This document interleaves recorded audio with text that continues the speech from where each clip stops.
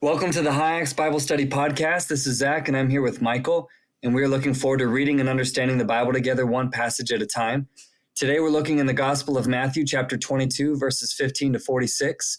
In this passage, the religious leaders who have been opposing Jesus engage him in a battle of spiritual wits, trying to trap him and turn the crowds against him. And so we're calling today's episode, Trying to Entangle the King. So if you have a Bible, turn to Matthew 22, read those verses out loud, and we'll look forward to looking at God's Word together. Zach, at this point in the book of Matthew, we're still in the final week of Jesus' life. He's in Jerusalem. He's about to be crucified. And now, at this point, the religious leaders have been coming up to him with three really intense questions that they're trying to trip him up on. It's like they're having like a war of words. Yeah, if you try and say war of words 5 times really fast, it's pretty difficult to do. But yes, these leaders wrongly think that they have what it takes to run with Jesus in a battle of spiritual wits. But what they find by the end of this passage is that they are completely in over their heads when trying to go toe-to-toe with Jesus in the divine eternal wisdom that he alone possesses.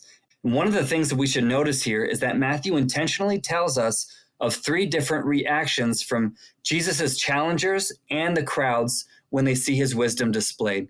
So at the end of question 1 in verse 22, the Pharisees and Herodians marvel at Jesus's answer.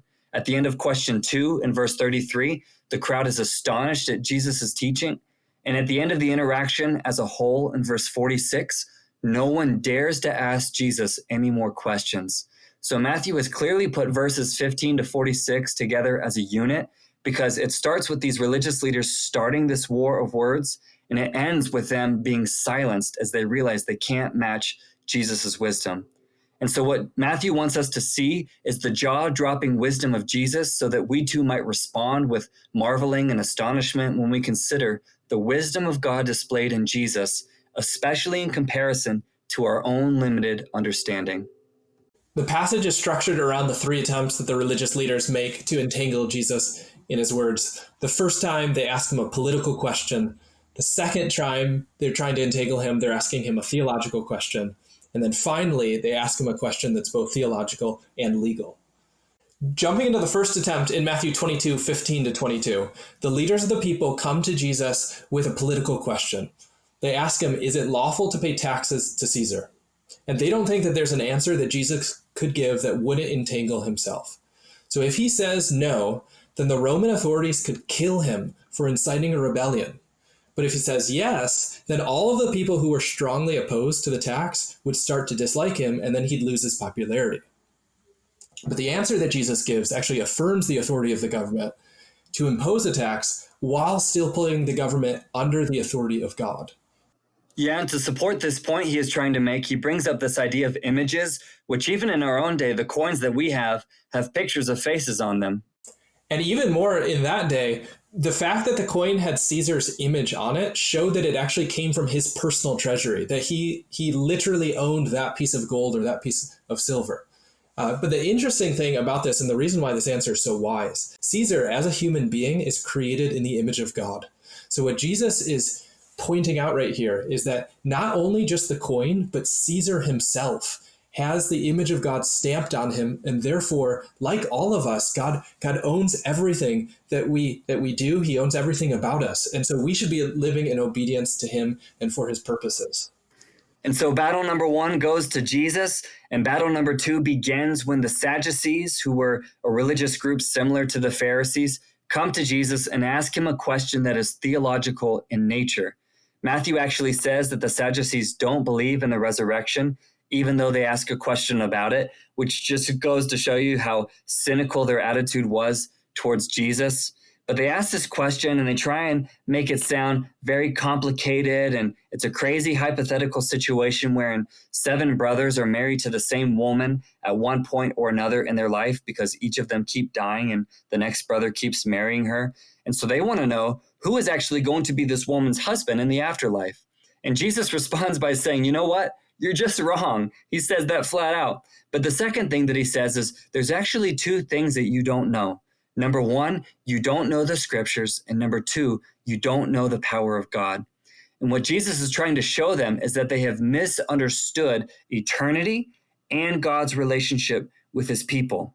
There is no marriage in eternity, Jesus says, because there's no births and there's no deaths. There is just a whole new way of being and experiencing relationships that the people of God will have. They will be like the angels, Jesus says, and they will have a wonderful, loving relationship with God and with one another, and it's going to be far better than any earthly marriage has ever been. And then in verse 32, Jesus pulls from Exodus 3:6 when God spoke to Moses. And the point he is making is that God has an active relationship with Abraham, Isaac, and Jacob, even though those three men have all died in their life on the earth. And this is the power of God on full display. God alone is able to raise the dead to life, and he alone has the power to keep his promised relationship with his people, even beyond the grave. And so to know the living God is to be alive to him always. So Jesus wins battle number 2 as well. As we're moving to battle number 3, it's a little bit less apparent why the Pharisees thought that this question could entangle Jesus. I mean, there were 613 commands in the law, and people had been debating heavier or lighter ones ever since. So perhaps they were just trying to alienate Jesus from a group, or perhaps it was something else. But I think the main point for us to see here is that this question sets us up for one of the most amazing truths that we could ever know, which is here the incarnate living God is telling us what the greatest command, what the greatest purpose of our life is. So every single morning when we wake up, we can now know that the most important thing that we can do that day is to love the Lord our God with all our heart and with all our soul and with all our mind, and to love our neighbors as ourselves. Which once again is an astonishing answer full of wisdom from Jesus, that he would summarize all of the law and the prophets with just that one simple idea.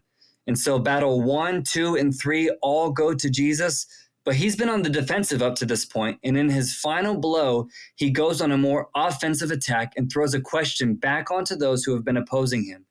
And he asks them, whose son is the Christ? And they rightly answer, David's son. But then he throws them a curveball by quoting from Psalm 110 in verse 44, and he says, well, wait a minute. How can the Messiah be David's son if David also calls him Lord? And the point that Jesus is making is that the Messiah is clearly someone who is not only David's son, which he is, but he's also the son of someone who is far superior to David, something that these religious leaders were failing to see in Jesus. Jesus has been sent by God as the Son of God, and the out-of-this-world wisdom he displays here should have caused these leaders to not only keep their mouths shut before him, but also to bow the knee of their life before him as well. Now, after we read a passage like this, I think it could be easier for us to think that God never wants us to ask him any questions. But if you look throughout the Bible, there's at least 2 different categories of questions that we can ask him. The people here ask questions to God in pride. They came to him assuming that they were correct and that he was wrong. And that's the sort of questioning that we should never do. Because what we'll learn in the end is that God will have an answer, and that answer will silence us, that he's correct and that we're wrong. Which leads to the other category of questions, which is the category of questioning God in humility. When we come to him with an awareness of our ignorance and his wisdom, we can ask God sincere and deep questions. The Psalms are full of questions like this. The rest of the New Testament is full of questions like this. And it's these sorts of questions that should drive us to prayer and drive us to the Word. It's a sign of a loving relationship that we have with our Father, that we can ask him things like that. It's our hope and prayer that you would walk away from this conversation astonished at the wisdom of God, being grateful for his generosity and sharing that wisdom with us through these words of Jesus Christ. So we have some questions coming up on the screen right now that should help you understand this text in ways to bring your life further in alignment with the truth it teaches.